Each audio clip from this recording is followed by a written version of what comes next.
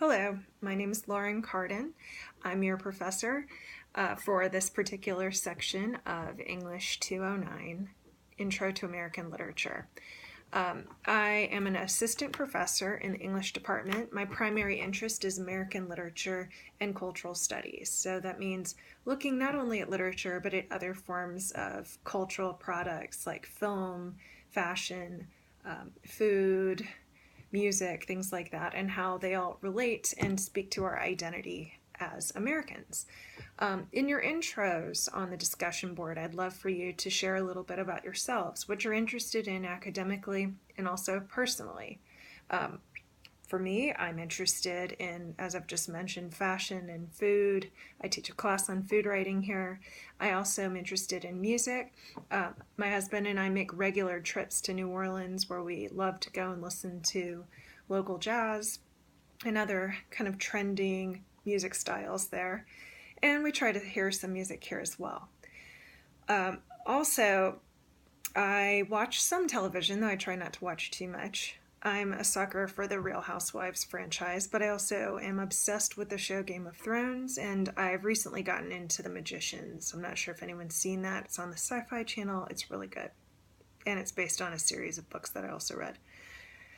Now, I want to talk a little bit about 209 before I get too into the personal stuff. This is kind of an overview and a survey class. It's meant to give us some insights into who we are as American citizens, some of the documents, the ideologies that produced our nation. So there are a few ways that this class is a little bit different. First, in terms of what we mean by American, this is a fluid term for this class. Where do you begin American literature? In the section I teach on the main campus, for example, I start with American Indian stories that are pre-colonial, but these weren't written down until about the 1800s. So at what point do we call that literature? And is it considered American? We'll also be reading some works by Puritans, by the early colonists, but as you know, we weren't really officially a nation until 1776. So it's kind of tricky calling it American when that term itself is kind of complicated. Another thing I want you to think about this semester is what we define as literature.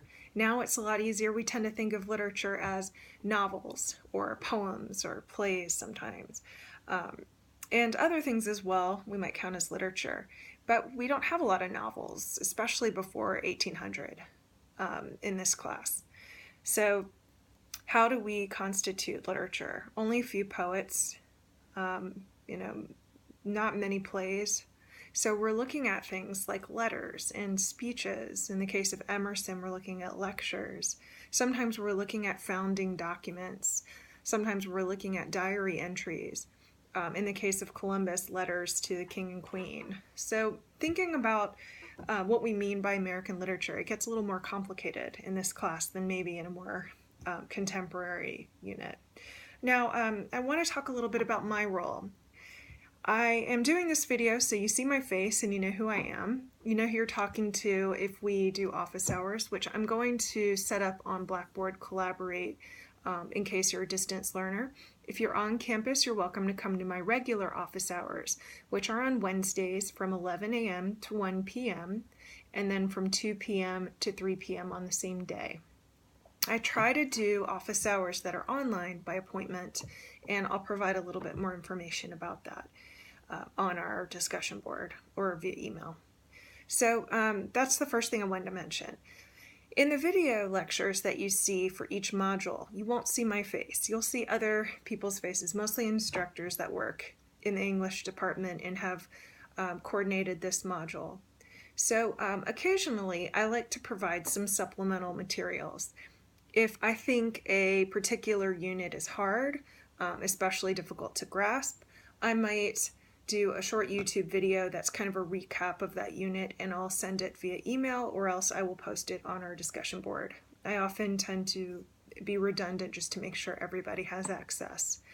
If you ever have any trouble opening these videos or accessing them, just please email me via Blackboard Mail. Other things I want to mention, if you email me via Blackboard Mail. I check it regularly, but not every 5 seconds. I don't get notifications on my phone. I ask that if it's during working hours, which are 8:30 to 5:30, let's say, I ask that you give me about let's say, a 4-hour response window. Sometimes I teach 2 classes in a row. That's 3 hours. Now, if I can't answer your question right away, I might say something like, I'm going to check with the director and I'll get back to you. So I'll at least let you know that I've read it and received it. If you haven't heard from me within, let's say, 4 or 5 hours, then, and it's working hours, then go ahead and follow up with me, make sure I got it. And if you like, you could email me via my regular email, which is lscardon@ua.edu. Now, if it's outside of work hours, then I ask that you give me 24 hours to respond. I know that might seem like a long time, but like anyone else, when I'm off work, I'm off work. I check in, I make sure that questions are answered. I know a lot of you are on different schedules, but so am I. I have to travel a lot. Sometimes I don't get Wi-Fi for a little while. So while I try to keep it within a shorter period of time, I would ask that if you email me on Friday night at 11 o'clock, that you give me about 24 hours to respond, because I may be gone or I may be traveling. All right. I think that's it for now. I look forward to getting to know each of you. Please be thorough and let me know a little bit about you when you post your introductions.